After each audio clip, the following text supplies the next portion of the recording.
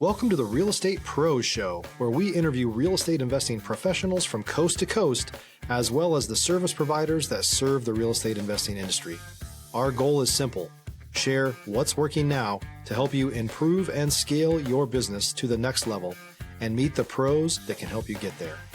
Real Estate Pros is powered by Investor Fuel, America's leader in helping real estate investors and professionals build the business you need to live the life you've always dreamed of. Let's start today's show. Property insurance for real estate investors doesn't have to be difficult, but it does need to be there to protect you when you need it. MyInvestorInsurance.com not only provides insurance at 15 to 30% cheaper than traditional agencies, it's built specifically for real estate investors like you. You can set up an account in about 2 minutes, get quotes on properties, turn on and turn off insurance for your fix and flip or rental properties in around 2 minutes without having to talk to anyone directly, all through our portal. There's no better way or faster way to make sure you've got the coverage you need to protect you, and no more lengthy policies either. Once you're set up, you're billed monthly and prorated by the day for however long your policy is active. It's powered by MSI, the third largest independent MGA, with 1.5 million customers and more than $1 billion in cumulative premiums written. Get set up today in about 2 minutes at myinvestorinsurance.com/fuel. All right. Hey, guys. Welcome back to the show. I'm John Harcar, your host. I'm here today with Cory Mortensen, and what we're going to be talking about is connecting money to the deals. Before we get into all that, guys, remember, Investor Fuel, we help real estate investors, service providers, and really all real estate entrepreneurs 2 to 5x your business. And what we do is provide tools and resources to help you and allows you to build the business you want to build and in turn live the life that you want to live. So Cory, welcome to our show, man. John, thanks for having me on. It's a pleasure and an honor.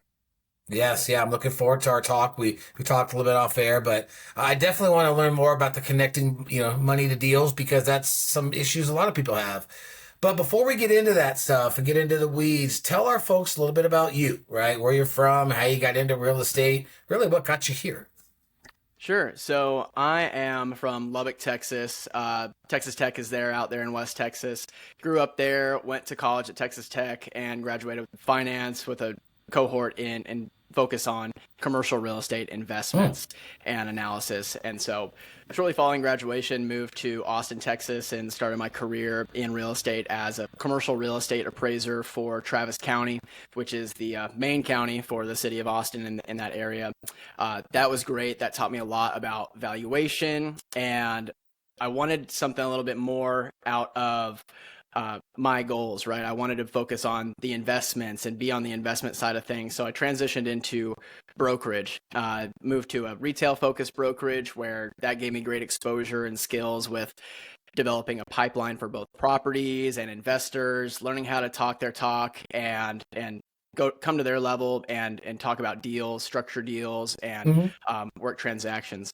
The commercial transaction process is a little slow, as some people may know. And what I really wanted, I wanted reps. I wanted to learn as much as I could, as fast as I could. And so I had some friends at one of the top boutique brokerages in Austin, and found that it would be a great fit for me and what I was looking for. So I transitioned to residential, still doing commercial, still doing investments, but still focused on residential as well, and adding that to the skill base. But that gave me a lot of reps and taught me a lot about transaction management, deal sourcing, speaking with clients and juggling all the things that come with the transaction, negotiation, and getting deals closed.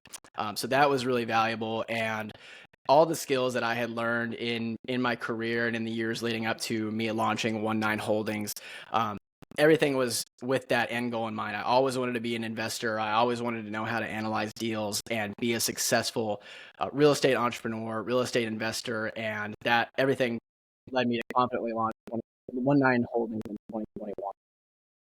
Awesome. Let's go back a little bit. Texas Tech, Patrick Mahomes. I had my first partner, one of my partners, John Sheffield. He was from Texas Tech. He lives out in Vegas. But anyways, so you're at Texas Tech and you got this real estate classes. I mean, did you know, or did you have any life influences as you were growing up in the real estate world? Maybe Stop living on an island and join the #1 mastermind in America for professional real estate investors. Investor Fuel is a community of hundreds of the nation's top investors working together to build stronger businesses and better lives. In addition to the amazing community of real estate investors acting as a board of advisors for one another, Investor Fuel members have access to 100% funding on purchase and repairs for our members only, a health insurance program, and benefits and discounts that more than pays for the membership of most of our members, meaning it's actually costing you money to not be a member of Investor Fuel. If you're looking to scale your business and build a business that allows you to live the life of your dreams, please visit investorfuel.com today and book a call with our team. other investors in your family, maybe realtors in your family. I mean, what prompted you to go to Texas Tech and study real estate? Yeah, and that's a great question. And side note, I did have some classes with Patrick Mahomes, actually. So I Did you really? rub shoulders with him, and yeah, I saw him out at a couple of unathletic sanctioned parties. but no, it was great. And as far as my influences into real estate in college, I went in just with a general business mindset. I knew I wanted to do business. I knew I wanted to do something entrepreneurial. I didn't know if that was what that looked like, but I was kind of just going through the motions. You don't really pick your major until second year, right? No, I didn't know. I didn't even know about commercial real estate going into it. My first major was energy management, which is a specific cohort you'd be admitted into, certain GPA requirements, things like that. But yeah, in those interviews because you do industry interviews with people who are in these jobs at these energy companies, at these oil companies, and something that I always asked them was, how did you get into this position? What led you here? Because I have this is an industry not a lot of people have public knowledge about. There's not a lot of insight outside of the industry itself. So almost all of them told me they had experience in commercial real estate, which is something that I didn't really know about. I didn't really think about real estate. I knew what everybody else knew, HGTV, residential agent type stuff, just, the common knowledge. So that was something that kind of piqued my interest because while I was getting into this interest of, energy management and this career path, I wasn't really sold on it. I was still trying to figure it out. I wanted it to see it. And so when I went through my first semester, I didn't love it. Right. And I'm a guy who follows his passion. I'm someone who always does I'm always looking to challenge myself, and I have things I love. And when I found out I didn't like what I was doing there, I started looking more into commercial real estate direction. And finally, at that time, Grant Cardone was getting very popular on social media. And I think one day, and this all kind of coincided at the same time, and I know a lot of people have their opinions about Grant Cardone. Right. I saw his ad come up, and he, it was, hey, I'm Grant Cardone, and I just bought this. Standing outside what is called a Class A huge complex. I just bought it on my own. If you want to know, and I'm like, hold on, because I was thinking about real estate investing, and I always thought, flipping houses and residential investment, things like that. It didn't occur to me that a single person could go out and buy property like that. And I don't have very many limiting beliefs, and I said, that just broke the ceiling for me. And so I said, well, if he can do it, I can do it. So that's what really sparked the interest in commercial real estate and commercial real estate investment for me. Okay, so then you got out of college. How'd you start building your empire? What were some of the challenges that you faced? Yeah, after launching the company? Yeah, so the biggest challenge was, the time that we launched the company, right? So we launched it in 21, and we had great success we raised about $1.3 million in the first few months for a developer in Austin on a Class A 300-unit deal, and that went very well. And so we went out and started looking for our own acquisitions at that time to go out and start building our own portfolio. And we took fees on the raise, and we worked out an arrangement and everything. So that went very well. So now we said, okay, perfect. We've got a good base, a good little bank account to go out and start doing our own deals. But from my valuation background, and knowing what the difference between a good deal and a bad deal is. If you're looking for consistent, high-quality leads, look no further than Investor Machine. Investor Machine isn't just another agency. It's the most sophisticated, data-driven lead generation company on the planet for real estate investors, and serves the role of being not just a lead generator for your business, but a marketing partner that is helping you achieve your goals along the way. Go to investormachine.com to learn more and schedule a call with our team today.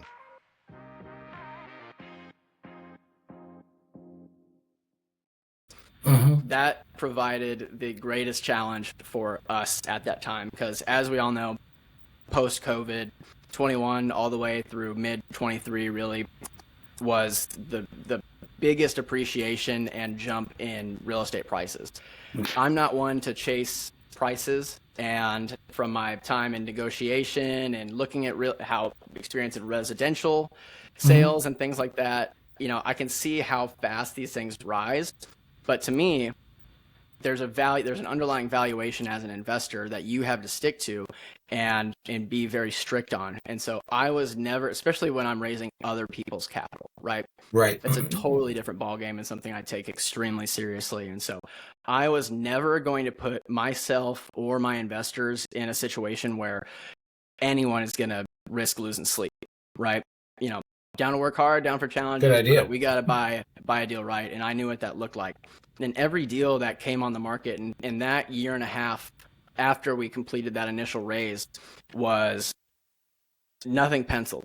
Nothing made any sense. We got into a position where we were the final call for offers. It was between us and a couple other buyers that the seller liked. We could have taken down a portfolio of probably a $14 million portfolio in our first year. That portfolio would be worth about $9 million right now.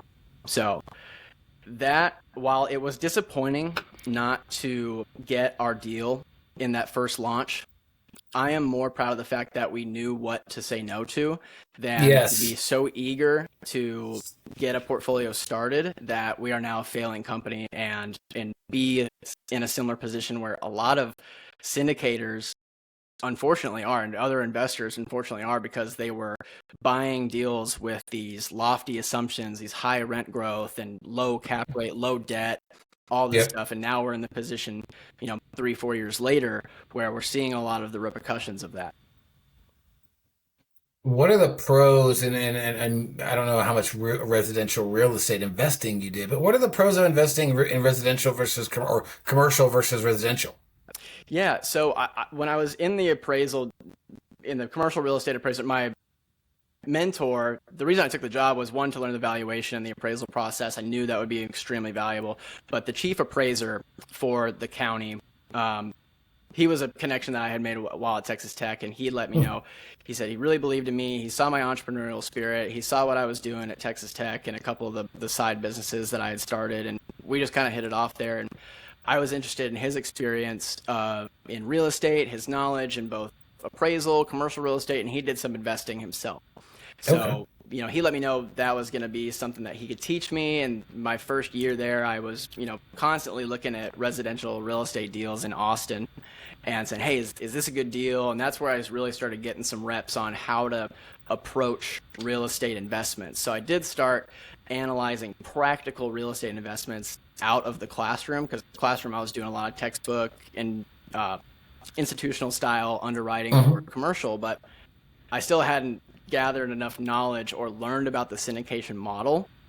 And so for me, residential real estate investing was where I got my start in interest. Got it.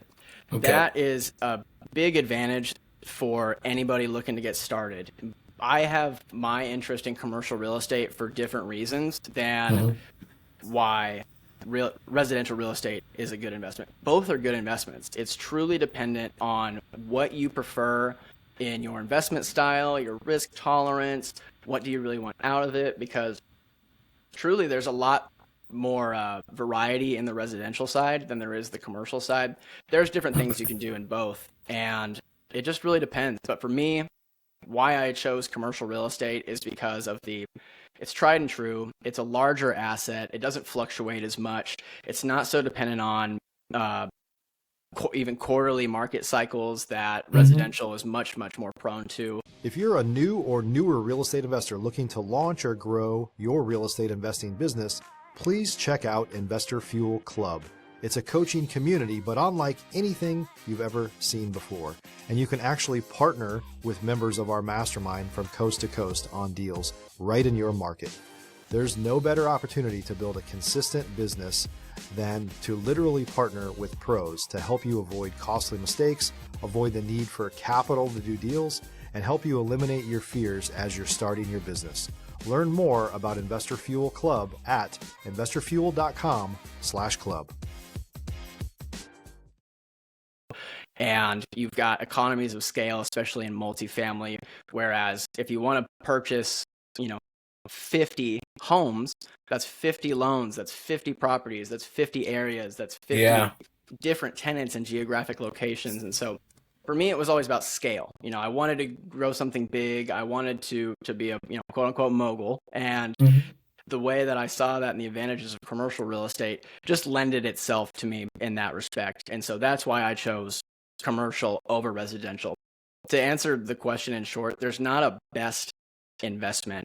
It's about what you prefer, what you're interested in, because it's going to be a lot of time and a lot of hard work. So you gotta love it. Yeah.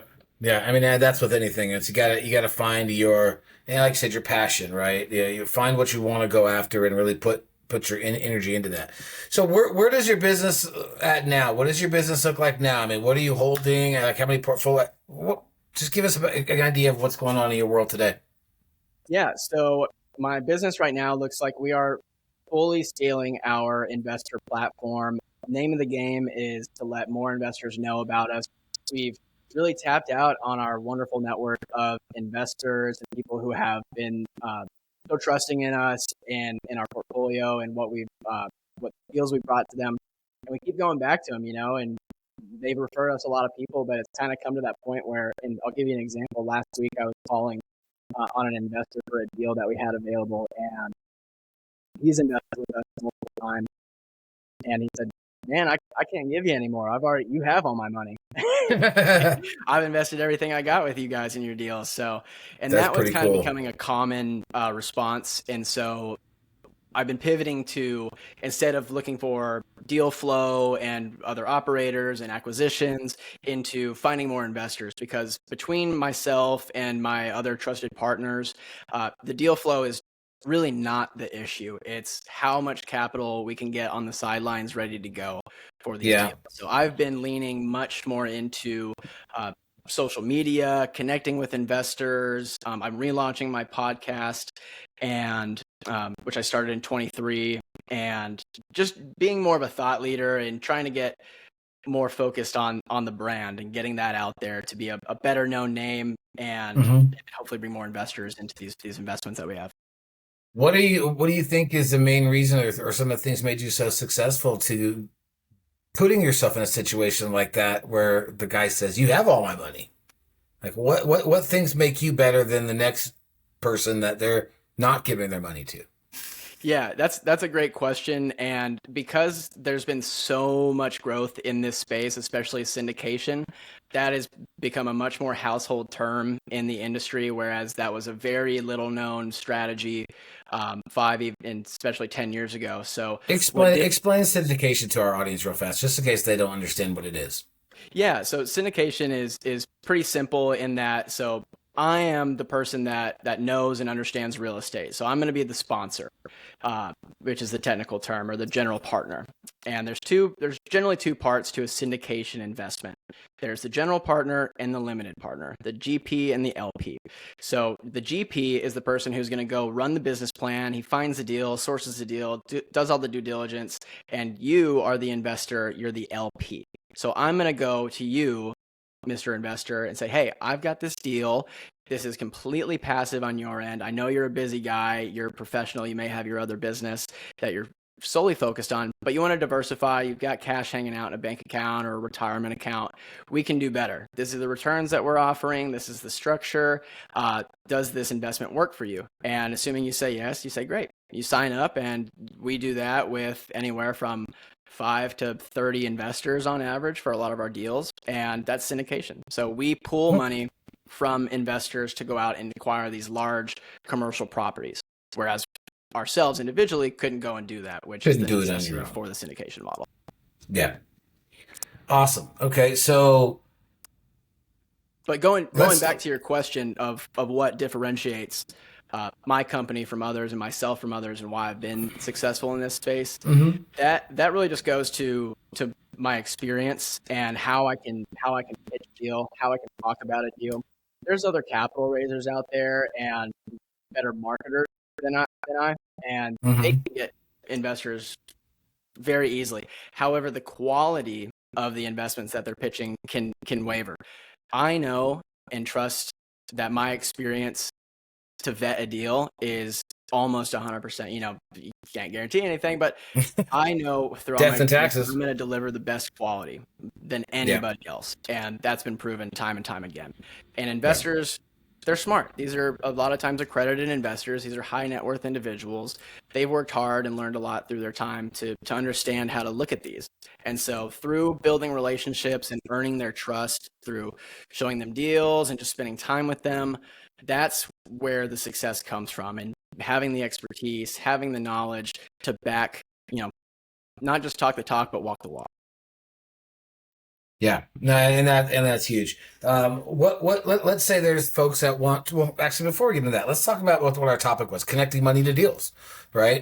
You don't just do this for your own deals; you do this for other people, right? Correct. Be that middleman type of thing.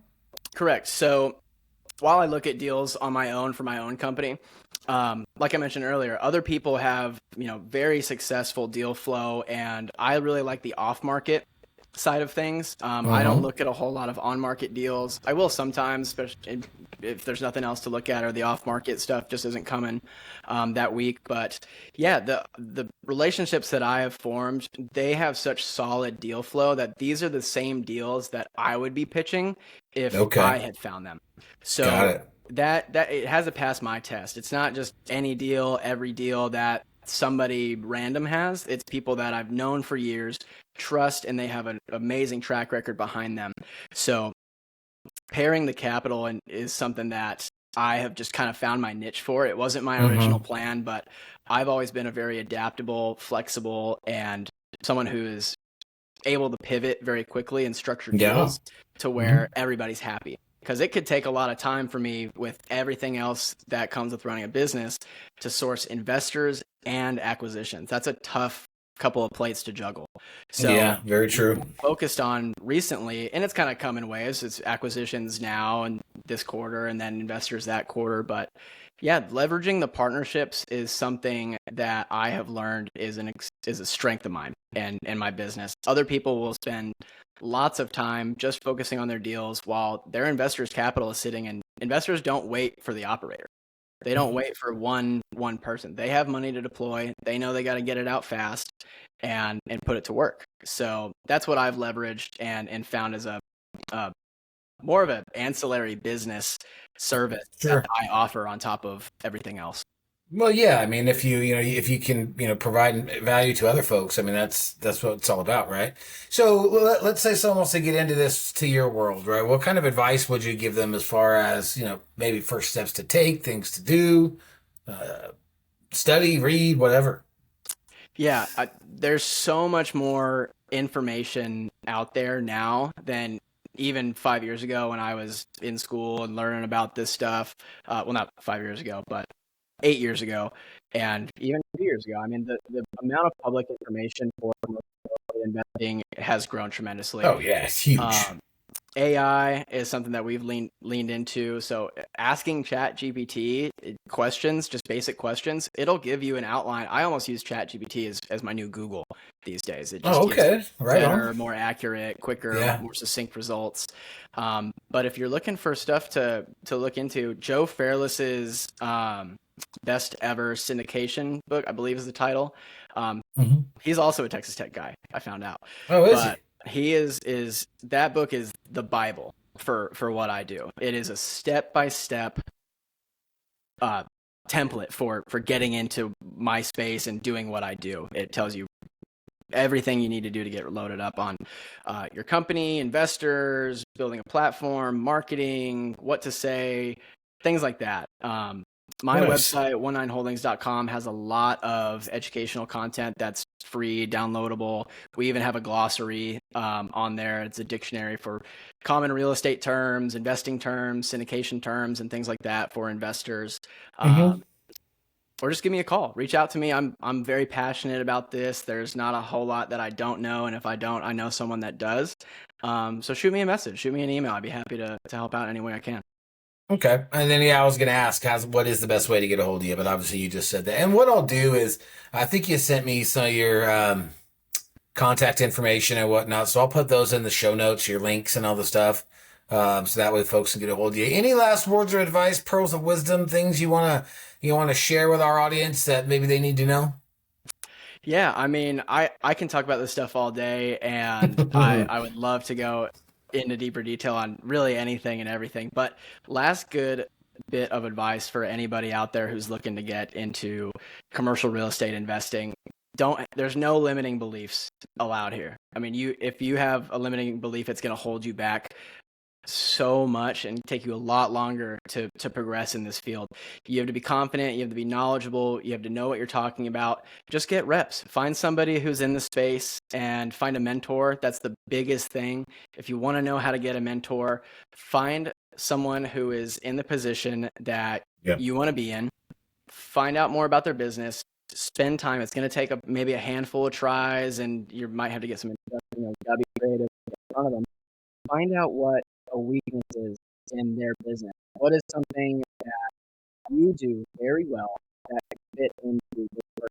Provide value. And if you can find that strength and you